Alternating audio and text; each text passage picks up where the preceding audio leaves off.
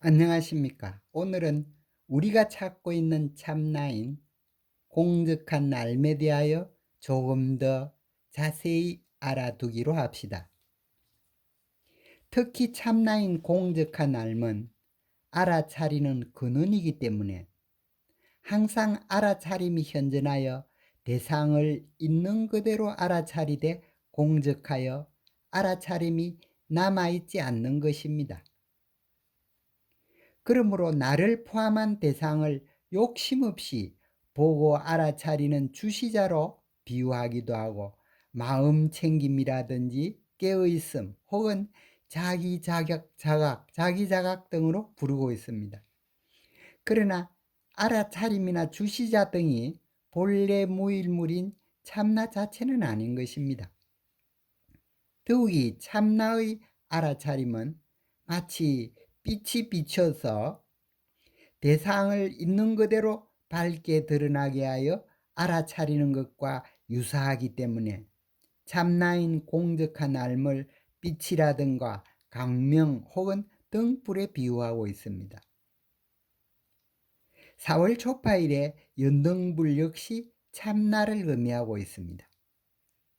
반야신경에서는 공적한 알을 거울에 비추어 보는 것과 같다고 하여 조견이라고 표현하였습니다. 더욱이 공적한 것은 형상이 없는 것이요 곧 알아차린다는 것은 대상이 있음을 의미합니다. 그러므로 참나가 알아차림과 공이 한 몸이라는 것은 결국 참나는 유무가 한 몸 혹은 유무분리라고 부를 수 있습니다.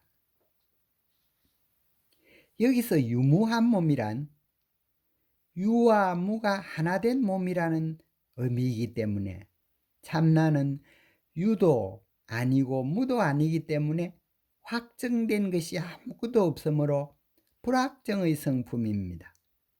금강경 7품에서는 무유정법이라고 표현하고 있습니다. 이 경우 아주 묘한 것은 참나는 본래 무일무인 유무한 몸으로 불확정이요 더욱이 불확정이라는 것은 고정된 것이 없다는 것입니다. 그러므로 참나는 내부적으로는 유에서 무로 무에서 유로 끊임없이 변신하지만 이렇게 내부적으로 아무리 변신한다 할지라도 참나인 유무한 몸은 전혀 변화가 없이 본래 무일물로 여여하다는 것입니다. 즉 내부적으로는 열심히 변화하지만 외부적으로는 여여하다는 것입니다. 이와 같이 참나가 고정된 것을 싫어하는 이유는 어떤 것이라 할지라도 정지하면 썩어버리기 때문입니다. 참나의 목적은 매 순간 모든 대상과 하나 되어서 조건 없는 우주적 사랑을 실천하면서 끊임없이 흘러 불생불멸의 영원한 참된 세계를 형성하려고 하기 때문입니다. 현대과학에서도 진리가 불확정이라고 밝히고 있습니다마는 현재과학에서는 유무가 한 몸이라는 부분을 입자와 파동이 한 몸이라고 표시하고 있습니다. 또 인연 따라 다르게 나타난다는 것을 측정자에 따라 입자 혹은 파동으로 나타난다고 표현하고 있기 때문에 불교와 현대과학이 정확히 일치함에 놀라지 않을 수 없습니다. 결국 참나는 변신하는 그대로 여여하기 때문에 참나를 이것이다 혹은 저것이다 하고 확정해서 얘기를 하면 곧 참나에 어긋나게 됩니다. 이와 같이 참나는 항상 변하여 흐르는 그대로 여여한 것입니다. 금강경에서 깨달음의 초기 단계인 수다원을 흐름에 더럽다 곧 임류라고 표현하고 있습니다. 이 말은 항상 변하여 흐르지만 흐르는 그대로 여여하다는 뜻이 됩니다. 즉 세속에서 살지만은 세속일에 머무르지 않아 세속을 벗어나 있다는 뜻이 됩니다. 이거는 통 1단계에서도 참나를 참나를 찾아 들어가는 것을 역시 흐름에 들어간다, 곧 입류라고 표현하고 있습니다. 이 말은 있는 그대로 듣지만은 들음이 없다는 뜻입니다. 이것을 무의라고 부르고 있습니다. 더욱이 참나가 모든 것이므로 일체의 원적인 것을, 예를 들면 긍정과 부정, 유와 무, 선과 악, 생과 사, 장단, 보리, 번뇌, 부처와 중생 등이 모두 하나로 되어 불확정이 된다는 의미도 포함하고 있습니다. 이와 같이 참나가 모든 것을 구비하고 있기 때문에 이 세상에 선도, 악도, 생사, 전쟁, 평화, 유무 등의 무엇이라도 전개할 수 있는 능력이 있는 것입니다. 주의할 것은 참나 혹은 만유는 언제나 유무한 몸으로 본래 무일물이지만은 참나인 만유가 이 세상에 모습을 드러낼 때는 유무가 동시에 나타날 수는 없습니다.